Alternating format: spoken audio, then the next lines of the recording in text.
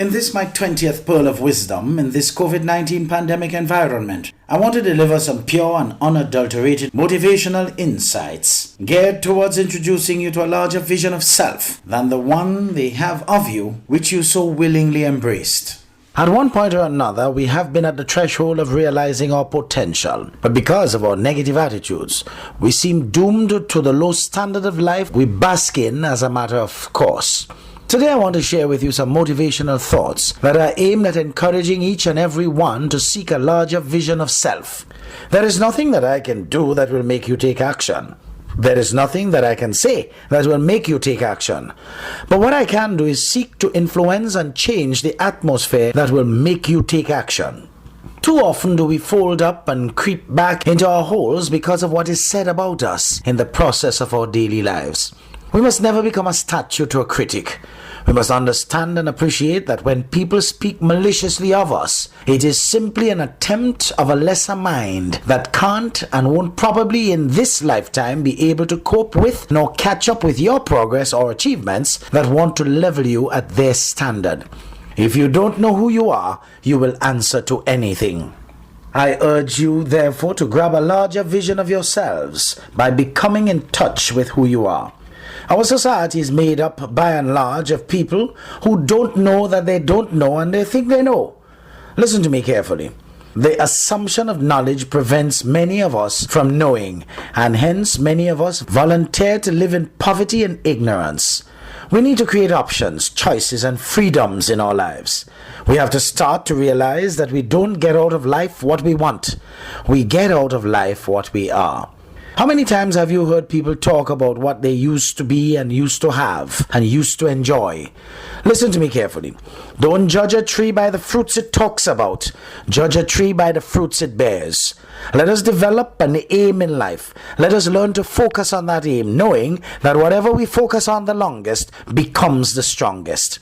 We have the power within us to overcome whatever situation we find ourselves in. Remember, what you're seeking in life is also seeking you.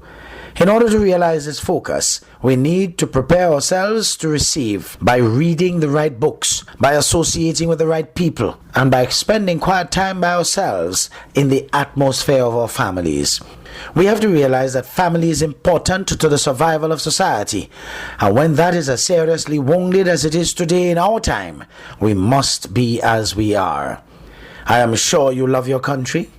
Whenever you say that you hate your country and wished you were somewhere else, I know that it is the things that you yourselves allow to happen freely, that you are part of through your silence, that you hate. I firmly believe that some of the things that happen here can't happen in hell. Since there is power in the word, we need to turn off our inner negative conversations. We digest by constant repetition, and in our case, we have been digesting our own withdrawal from the active and meaningful participation in taking our country forward. Whatever goal we set out in our lives, as long as it is profound and well-meaning, it must impact positively on the development of our environment. Let us ask ourselves before we set our goal or goals the following question. What kind of person have I got to become in order to achieve my goal or my goals? Martin Luther King Jr. is recorded as having said, "It is the start that stops most people." He went on further to say, "I may not be the man I want to be. I may not be the man I ought to be. I may not be the man I could be. I may not be the man I can be. But thank God I am not the man I once was." Whatever goal you set for yourself, you have to follow the following pattern. Find out what you want. Commit yourself to achieving it. Once you make a commitment, providence will take over. Experiment with your life. Hold yourself to high standards. You've got to be bold.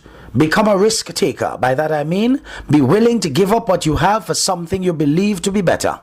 Make discipline a major force in your life. It is Socrates who said, "The undisciplined life is an insane life." Make your move before you're ready. Make it okay to fail. Failure is never the problem. It is what you do with those lessons you ought to learn from failure that matter. Let in only quality people, OQP, into your life. And of course, make it okay to be rich and enjoy life. When you find out what you want in life, it will involve elbow grease. So do it with passion, power, feeling, and conviction. Lesser minds can perceive you however they wish. It is L.C. Robinson who said, "Things may happen around you, things may happen to you, but what matters most are the things that happen in you." Let us release the greatness that we stifle within us. Let us release our imprisoned splendor, according to Elizabeth Brown. Neither of us is here to seek the agreement of anyone else. We are not here to convince anyone of anything. I beg you, therefore, to just allow what I say to resonate with who you are. Consider yourselves a work in progress, with an unstoppable spirit. Many of us are volunteer victims, volunteering to live in the situation in which we find ourselves. We are, in effect, suffering from possibility blindness. That is why we cannot see the importance of working together. Many of us are allergic to success. Whenever you reach the point of saying, "I've had it," that is when you know you made up your minds to stop volunteering to be victims. Whenever you commit yourself to achieving your goal or your goals, Providence moves with you. After all, what have you got to lose? You're already at the bottom. At least you can jump. Many of us stand up, and when we do, our minds sit down because we're afraid to leave our friends behind. We're afraid that they may ask, "Were we playing?" and we prefer not to hear that. Folks, do not go where the path may lead. Instead, go where there is no path and leave a trail. In other words, don't be content to be a follower all the days of your lives. At least take some responsibility and lead too. As you continue to take charge of your life, you have to constantly ask, what kind of statement am I making with my life? In our society today, we have a lot of people who work hard enough to keep them from getting fired, and there are others who are paid just enough to keep them from quitting. None of these people could ever achieve their true potential, and in the process, the society plummets because of the uncommitted approach of the many of us who fall in one or the other category. Both kinds of people are blocking valuable space while they continue to be bad examples for our younger ones. When their day is over, they go home and die until the next morning.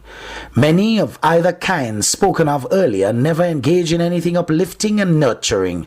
They will not read and develop their minds, and so they approach their jobs with the same old negative and caustic vibes as they approach their private lives. Folks, listen up carefully. Whatever you do with your life after work is what you expect in life, for expectations show up in behavior. Wherever you find yourself in life, at some point in time you made an appointment to be there. You see, many of us lack the insight and courage to move on in life. We suffer from poverty consciousness. I want you to write this down for further reference. I must be willing to do the things others would not do in order to have the things tomorrow others would not have. It was Oliver Wendell Holmes who said, "Once a mind has been expanded with an idea or concept, it can never be satisfied to going back from whence it came." As I said earlier, according to Sibelius, never pay attention to what critics say. Don't forget, there has never been a statue set up in honor of a critic. Our environment is replete with negative energy. So do not allow that retrogressive atmosphere to daunt your spirits and sap your positive energy. No surrender, no retreat. According to Joseph Dunninger, to those who don't believe, no explanation would be necessary. And to those who won't believe, none will suffice. To your unlimited possibilities.